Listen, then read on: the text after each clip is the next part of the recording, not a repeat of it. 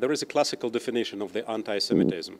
Anti-Semitism is the complex of ways to damage the Jewish people. First of all, taking into account the most critical sustaining nerves of the Jewish peoplehood. If in the past that was Jewish religion, now it's the state of Israel. So the way, that is why we are saying that contemporary form of the anti-Semitism is anti-Zionism. The anti-Zionism to damage, to undermine the state of Israel is the undermine their what we call a security balance of the Jewish people all over the world. However, in addition to that, we could also to say that the other forms of the anti-Semitism, meaning trying to damage the status of the Jewish people in the diaspora and in the state of Israel, to damage its economic sustainability, to damage their political status, and what we would say as self-understanding as a Jew. גאווה יהודית, as Jewish pride, personal and the community pride, in trying to impact Jews not to show their Jewishness, not to wear a kippah and not to define themselves as Jews. It's also the way of promote the anti-Semitism. That is why I would say that any way, as I said, any way to damage Jewish people would be defined as anti-Semitism. There are different ways how to categorize the anti-Semitism, but I would say that we have two forms of anti-Semitism at the moment. We have the anti-Semitism that people could live with, and anti-Semitism that people are unable to live with. Which means that it's different from place to place.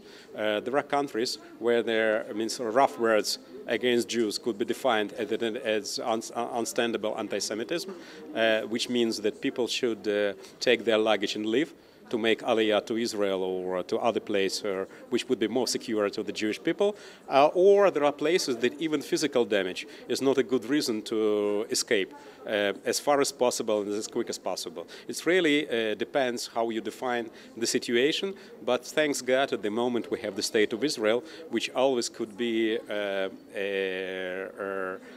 source of sustainability, which will be able to defend not only their own citizens but also Jews in the diaspora. And there is, that means the Jews today, opposite to what we saw 70 years ago and 80 years ago, have a choice.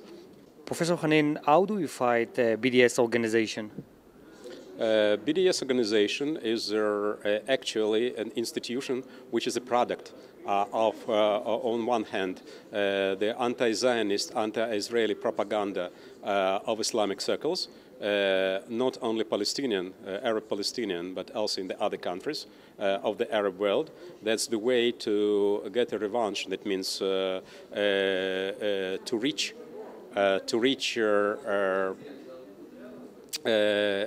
the goals which they are unable to reach in the battlefield, and on the other hand, that's became a good excuse to traditional anti-Semitic circles in the European countries or the Western countries, which actually hide their anti-Semitism in a latent way.